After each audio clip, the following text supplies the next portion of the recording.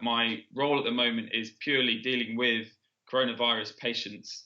I'm an anaesthetist by trade, and my department has split itself really three ways to manage the current clinical situation. So some of us have gone directly into intensive care. A second group of us are having to continue providing urgent and emergency anaesthetic services. We're needed on for women in labour or delivering babies on the labour ward. They don't stop for coronavirus.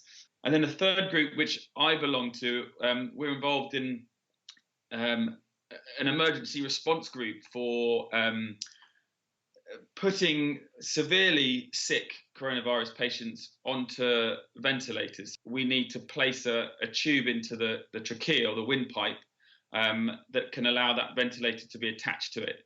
So I'm part of a group of anaesthetists that are going around the hospital and attending to those particularly sick coronavirus patients, placing that tube and getting them onto the ventilators and to the place of safety, namely the intensive care units.